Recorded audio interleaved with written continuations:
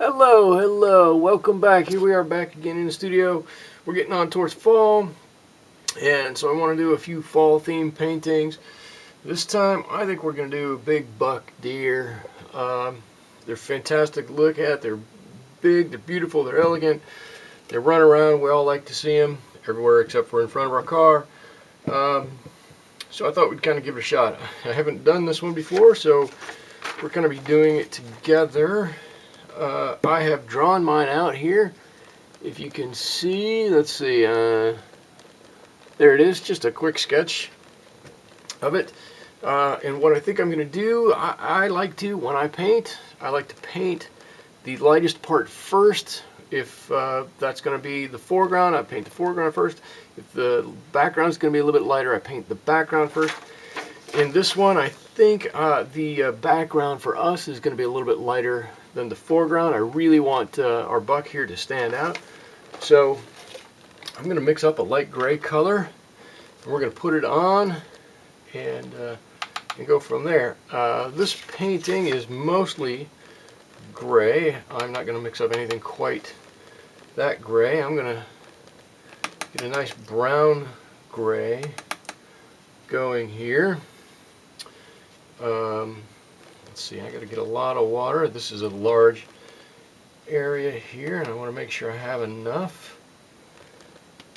Let's see, I want more gray. Then I have brown. There we go. I'm just dabbing a little bit of blue in it. You can't see it. I guess I could pull it onto the screen a little bit. Here's my puddle, and I'm going to get my back nice and wet. I'm going to try to stay away from his horns. Again, if you're a masking fluid kind of a person, this would be a great application for you to use your masking fluid. I don't much use it, so I'm not using it because I think I have a bottle of it around here somewhere, but I don't think I've used it in many years. If we're careful, we can probably accomplish the same things. I want to keep this edge a little bit wet. That's why I'm still going back to that one a little bit. We can accomplish the same things by being careful, or almost the same thing, by being careful with what we do. It won't be we won't have probably quite as tight of a line on the edges, or I don't know. Won't have quite the same something. We won't. I guess the thing with masking fluid is when you paint right up to the edge of the masking fluid, you always get a little dark line right next to the edge, and then that makes it look like whatever is right in front of it is really popping out, really standing out. We're not quite going to get that by doing it by hand, but we get the satisfaction of doing it by hand, which is a little bit better. Let me move this back off the screen. It looks like the video is getting a little bit dark. I don't want it to be too dark. Let's see, let me mix up a little bit more of this color and start to spread it around a little bit more. My paper is starting to warp just a little bit. It is a lot of water on here. I'm not going to worry too much about it. There we go.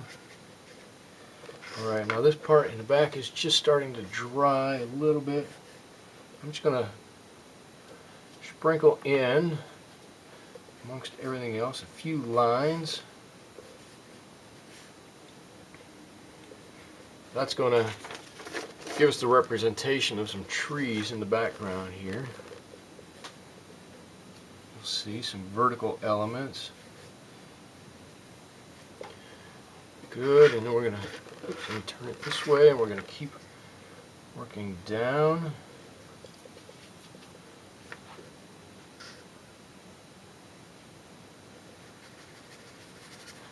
Alright, and we can get a little bit bolder here in the front with it.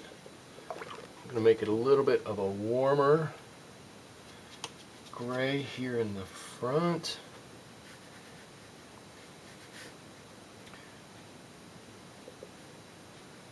And I'm just going to paint the entire thing gray at the moment. We're going to come back in a little bit later and we'll put in the indication of our weeds and reeds and sticks and twigs and everything up there. Alright, there we go. There's our first little bit. We've got just some indication of some lines, some movement, something in the background up here. And really not much of anything in the front. We are going to make kind of a ridge right in front of our buck.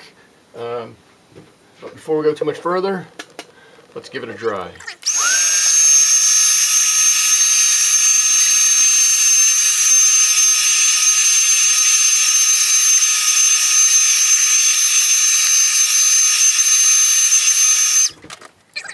Alright, here we go. Dry enough. So I want to make a nice, bright, brown, yellow, orange, something. I'm going to use this nice yellow here, and this is, I believe, orange oxide color, right? There we go, that's a nice orange. So somewhere in there, between these three, we're going to make a nice coat color for our deer. We'll mix these colors up, and we're gonna get them wet. We're gonna let them somewhat flow to wherever they want to flow to. We're gonna guide it, of course, where we want it to go to. And we're gonna go with that. I'm going to just continue to mix up a little bit more of this color here, and I kind of want to get a lighter version of it and then a little bit darker version of it, so that I think I've totally put my water in the wrong place tonight. There we go. That's better. All right, let's see what we got here. Okay, I've got two different versions of this same color. So looking at it, we can see we got lots of darker areas here, darker areas here, not necessarily the shadows, but just where the skin is at the right angle to allow that paint to be a little darker than in others. So I'm going to put on what I have as my lighter color, and you can already see just with that little bit it's really standing out from that background. This is going to be really nice. Let's see, I want to get in here, really drop some color in here. We can do this pretty quickly as long as we're staying within the lines on his back. Down here where the weeds and reeds and sticks and twigs are going to be, we can come out of the lines a little bit. Actually, I'm going to while this is still wet, I can see this is still wet over there. I'm going to paint all the way up on him. Let's see, he's got a white chin, I know that. And the side of his face that is in light is very light. So I'm going to use relatively less of this color and a little bit more on the side over here where it's a little bit darker. I'm going to come back into my darker mixture. I'm going to come back right in on top with that. Let's see. Oh, that's too much. Look at that. Alright, let's see. Big spot here. We got some down here to show those muscles. I might have this just a little bit too wet still. No mind. We're not going to worry about it. Let me dab that off a little bit. I'm going to take I will take just the tiniest bit of wetness off of there. That will actually help it dry a little bit faster. I forgot to paint his ear right there. Probably would appreciate me painting that. That looks a little bit better. Looks like we got a little bit of that water off of there. Let's see if we can do it again here. Just going to dab some back here on his hindquarters. There we go. And we're going to let that do its thing. I know down here and by his leg, under here. Good. And what we're doing, we're not necessarily painting an area of this guy. What we're doing is we're putting paint on and letting it decide where it wants to go, but we're introducing a lot of life to this painting. We want this paint to do, the paint knows what it wants to do. We want to let it do what it wants to do. And again, I'm just going to help it a little bit here. Turn it just ever so. It's not quite doing what we want. We're not opposed to giving it just a tiny bit of help. Alright. Let's see, I'm going to put a little bit of darkness right under here. In fact, I might have a slightly different brown. I'm going to attempt to mix a little bit of a different brown in here too. Something that's just even darker still. Right, there we go. That'll mix and run out. Good, and we can let that dry. That will really give him a lot of life. Almost like you'll be able to see some muscles or some ripples underneath his skin. Alright, there we go. Good. I don't have the paper I normally use and it's not blending out exactly like I want it to. It's okay. Alright, I'm going to take a liner brush so I can get up into these horns a little bit more easily than normal. I'm going to take a little different brown that I've got. And I'm going to, one at a time, I'm going to kind of try to paint these horns. Let's see, I know this horn comes up here, like that. I want to be able to just put a little bit of water at the tip of this and pull it back from the tip down towards the horn. If you ever seen the deer horn, well, we can look right here. They have white tips many times on the end of their horns. We want to try to replicate that a little bit. It would help if I tried to stay inside the lines too. There we go. And when I paint these horns individually, it should leave just enough of a mark, enough of an indication between them to show individuality of these horns. There we go. Let me get my paintbrush and just damp, just barely damp. I'm going to pull that back, and when that dries, that'll leave a nice white horn on there for us. Here we go.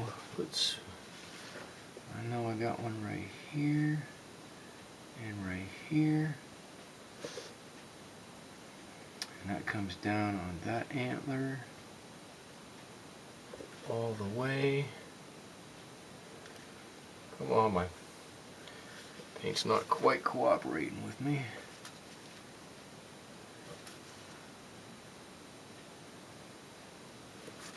There we go. Before this dries, I'm going to pull these back just ever so slightly. Leave our white tip in there. And before it fully dries, I'm going to mix just a slightly darker color of that same mixture. and I'm just going to touch a few places in here. I'm just going to add a little bit, touching it only on the shadow side. There we go. It's going to add a little bit of darkness to that for us. It'll give us our own little bit of roundness to those horns. Now I can go to the horns on this side. Let's see, I'm going to start at the top again. See, that horn goes like that. This side, the horn seems a lot easier to see. It's got a big turn here. Yes, I turned my paper quite a bit. Nothing wrong with that. Turn it so you can see it.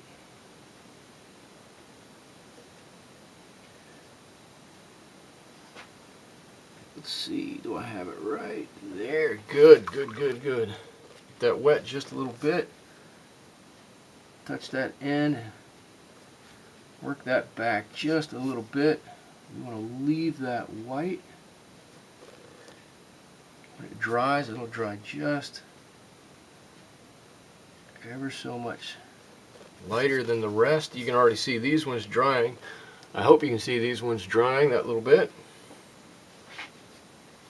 Let's see. Oh, flat brush. Okay, here we go. I'm going to come down here. I'm going to finish this horn on this one. Right, and then I know that they sweep up. That horn sweeps up into there. And up to that one. Perfect. Grab that just to make sure that that's going to be white, and that that one's going to be white, and that that one has a white tip. And grab that little bit of just slightly darker color and put it on this side of the deer, which is my shadow side of that horn. See, there's probably a shadow over here a little bit. Good, and before that dries too much, that'll blend right in, give us some really nice 3D effect. Now I've got one last one up here to do. I need just a bit more water on my brush.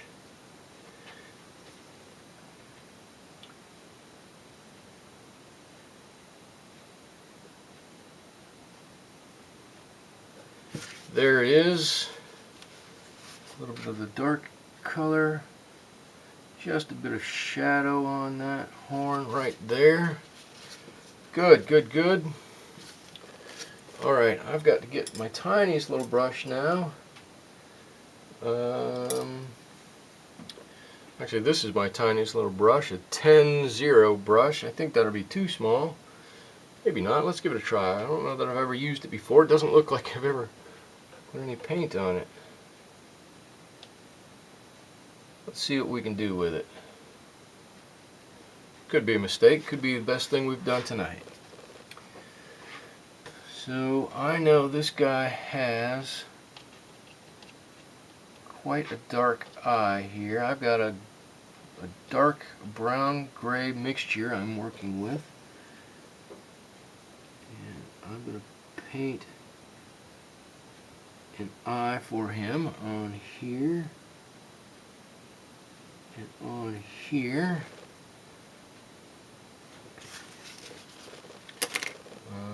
I am going to grab my liner brush. I don't want it to be quite that small. I'm going to paint his nose. Let's see how I can paint his nose. Alright, right like, whoops, let me get some paint. Brush keeps cracking, the bristles keep cracking. Right up like that. I think that looks pretty good. I'm going to grab a little bit of this lighter color. I'm going to paint just a dab in his ears here, so we kind of can see what those are. I just want to I'm just doing some little touch-ups right now. I want to be able to define his head a little bit more than we've got it defined, so just some gentle shading in here, and I'm going to let that carry out. And on this side it's a little bit darker shading. I'll let those two kind of join up in the middle here. Actually, that looks pretty good. We can really see his body now. His head. We can really see where his head comes down there. Okay, the last thing we have to do, we have to make our front stand out. We need to get some sticks and twigs and bristles and brushes and something in there, and we are going to do that with, I'm sorry, I'm looking to see if I have my brush over here that I want to use, and I don't see it. Alright, so here we go. We'll do it the old-fashioned way. I'll take my favorite old rigger brush, mix up our gray color, and I'm going to decide on this painting. We have a line. It's going to bisect the paper right about here, and we're going to draw the tops and down into, just down into, no particular shape, down into this brush, kind of like that. Again, if we just touch the deer, that's fine. If we missed the deer, that's fine. We just want to give the indication of a little shape here that he's standing, and we want to do lots of loops and whirls. We're going to come back in with some straight lines in just a second, but we want to give this all the indication that there's movement and energy in what we're painting. There we go. And we can do that by not doing anything with a steady hand. Okay, a little more brown. We want it to warm up as we get closer to the viewer, i.e. the bottom of our painting. It's okay that we have a lot of cold colors in the background, but if we put in a few warm colors in the foreground of our painting, it will totally draw that right to us.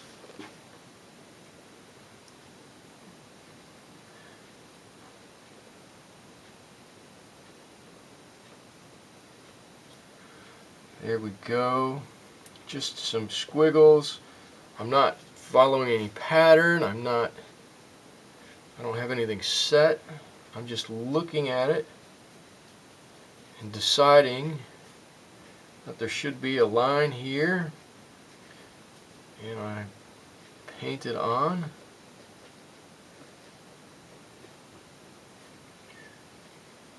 There we go. And as we build up these layers of squiggles and turns and some straight lines, all crooked lines, then it looks like he's standing behind a row of these weeds, these reeds, or whatever these things are. Alright, we can come in with some, nature doesn't always have all crooked lines. Nature probably has a few straight lines, a few things probably sticking out here and there. We can put those in. We just kind of grab and flick up just real softly. We don't want to draw too many, but we don't want to have none. Your eye will see that as you look at this painting. Alright, and there you go. A quick, easy deer in a field. He looks great. Got a little bit of brown right there. He looks great. He's standing there staring at you. We definitely have some weedage in front of him. We could go in and do some in the middle ground here. The same stuff, a little bit lighter. You can see in the background some lines indicate some trees and whatnot, something behind him. But that's it. That's a quick, easy painting of a deer in the field. Ours that we drew from, our inspiration photograph. So that's it. Give a like, subscribe to my channel. I would love to see you back here in the studio. I enjoyed painting with you today, and have a good night. Thank you.